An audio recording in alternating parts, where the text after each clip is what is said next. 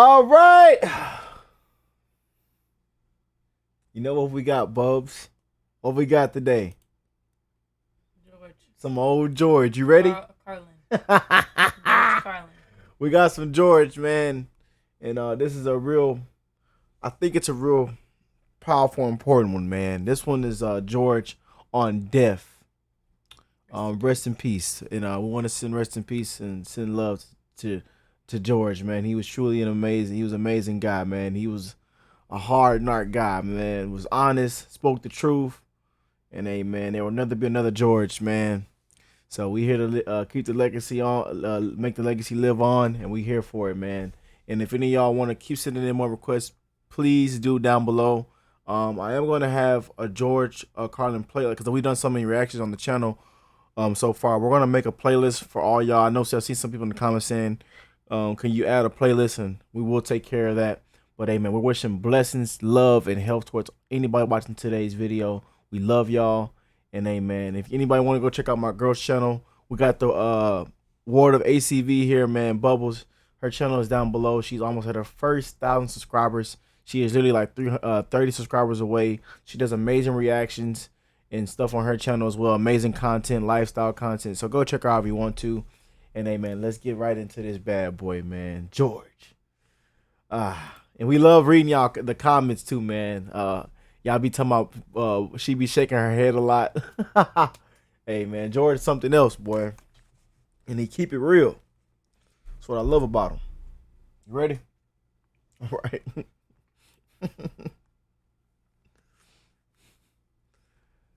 Oh, George. Funniest, it says, George, funniest man who ever lived. George was born in 1937. Mm-hmm. And he died in 2008. Oh, he lived a long life. He lived a good life. Mm-hmm. A real good life. Yeah, definitely. So you know what He's screaming up at us. I've been doing? Going through my address book and crossing out the dead people. You do that? That's a lot of fun, isn't it? Gives you a good feeling. Kind of gives you a feeling of power. A superiority to have outlasted another old friend.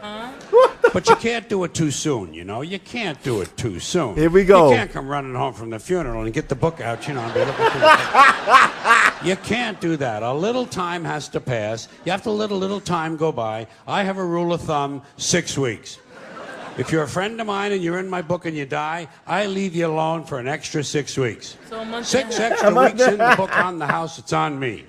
Now, speaking of dead people, there are things we say when someone dies. Most of us say, a lot of us do, things we say that no one ever questions. They just kind of go unexamined. Give you a couple examples. After someone dies, the following conversation is bound to take place, probably more than once. Two guys meet on the street. Hey, did you hear? Phil Davis died. Phil Davis? I just saw him yesterday. Yeah. Didn't help. He died anyway. Apparently, the simple act of your seeing him did not slow his cancer down. In fact, it may have made it more aggressive. You know, you could be responsible for Phil's death. How do you live with yourself? Here's another thing they say after a death. This is usually said to the surviving spouse. Listen, if there's anything I can do, anything at all, please don't hesitate to ask. Thanks for hearing me out, bro.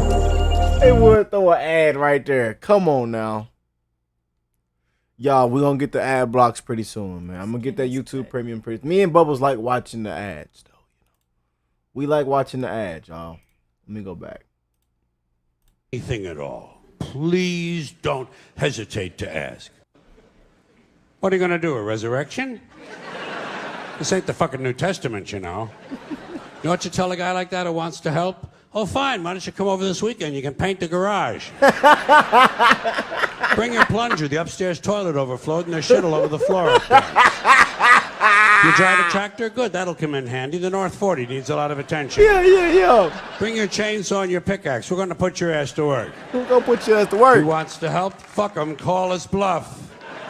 Call us bluff. Don't hesitate to ask. The nerve of these pricks. Here's another thing we say to the surviving spouse. I'm keeping him in my thoughts. Where? Where exactly in your thoughts does he fit? In between my ass hurts from this chair and let's fuck the waitress? He being real, though. That man going crazy. What are your priorities? We use a lot of euphemisms when we talk about death, you know? People say things like, you know, I lost my father. He'll turn up. You gotta stay optimistic with people like that. Give them reason to hope. Have you checked the dumpster out back? He used to like to take a nap in there. Keep it upbeat. Now, there's something else that is said after a death, but this one involves belief, which is where I begin to have big problems.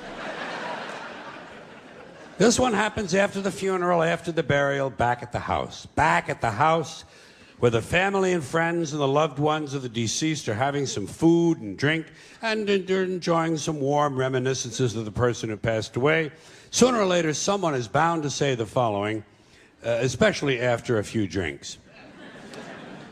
You know, I think he's up there now, smiling down at us. And I think he's pleased.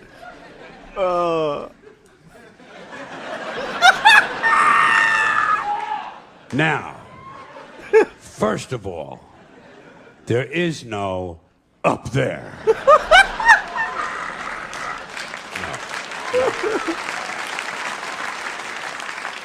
For people to be smiling down from.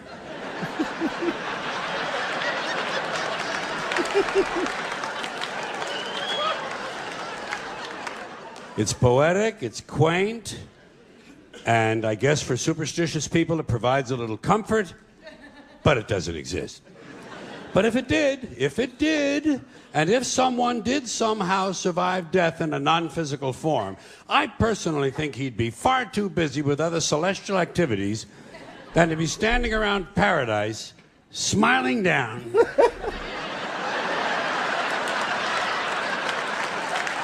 I told you that. Boy, kept it real, man. On live, people. What kind of a fucking eternity is that? And why is it no one ever says, I think he's down there now, smiling up at us? Apparently, it never occurs to people that their loved ones might be in hell. Your parents could be in hell right now. Your parents in hell. Your father for sure. Oh, shit, hell is full of dads. Full of dads. Even the ones that took you to the ball game. Yeah, daddy wasn't shit, ain't he? Daddy was a crazy man. Daddy was doing all kind of stuff. Oh, man, shout out to all my dads, though. I love y'all, man. We love y'all, man. Shout out to all my dads out there. Some of y'all left and never came back. It's all right. Went to the store and left and never came back. Until you started making money, you came back. Heard it from a little bird. I'm back. Just for beating the shit out of you once too often. I'm back. I missed you, son. I missed you, son. Oh, man. And fucking the neighbor lady. And fucking the neighbor dog. And who knows, maybe even fucking the UPS man. We'll never know what mischief Dad was up to. We never know what Dad was up to. Parents in heaven. Parents in hell, excuse me. Kind of gives me a nice feeling, you know? I love your Grandparents reaction. in hell. It's so funny. Picture that. Picture your grandmother in hell. Baking pies without an oven. And if someone were in hell, I doubt very seriously he'd be smiling. Oh, baking shit in hell, baking pies without an oven. You don't need it down there. Oh, this man's stupid as hell, fool. Oh, man. That's funny right there, boy. That is funny, Bubbles. Bubbles, she down there right now baking pies without a damn oven. Grandma baking apple pie. I think he's down there now screaming up at us. And I think he's in severe pain. Now, speaking of dead people in heaven, there are some people who not only believe that their dead parents in heaven can see them. Okay? Okay. They honestly believe that their dead parents in heaven can help them. You've heard these people, I'm sure. They honestly somehow believe that their dead parents in heaven can intercede with God on their behalf to gain favors for the living. I come from a Catholic home. I heard this shit. They sit there in the chair with the fucking rosary and they look at you like this, and they say, my dad was looking out for me. He was looking out. I don't know how he got me out of that jam, but he got me out. Oh, my mom was in surgery with me. She was in, I could feel her presence in there. Yeah. Yeah. Fine. Like the people who die have nothing better to do than to run the heavenly branch of the Make-A-Wish Foundation. Oh my God, Now, bro. if people want to believe this kind of stuff, it's fine with me. Let them believe it. I don't want to disabuse anyone of their beliefs. But I have a question about this. A question that involves logic. Let's suppose it's true. Let's allow the proposition that somehow dead parents in heaven can help their living children. Fine. So, we got a family living on earth, father and mother and 4 kids. Family of 6. Good family, nice family, doing all the right things, having a good time, making all the right moves. And the parents go away on a weekend trip and get killed in an accident. And the children, of course, survive. So now, according to this theory, these 2 people go to heaven and they start helping their 4 living children. Helping them with everything they need. Helping them with their science projects, with their SAT scores. Helping them get a good school and get a nice job and get a promotion and a raise and someone to marry, and they all grow up. These 4 kids now grow up and have children of their own. I like and how let's you say look that all 4 of these now grown children also die at the same time. Just for the sake of argument. Let's say there's an explosion at Thanksgiving dinner. And these 4 die, but their children survive because they were seated at the children's table.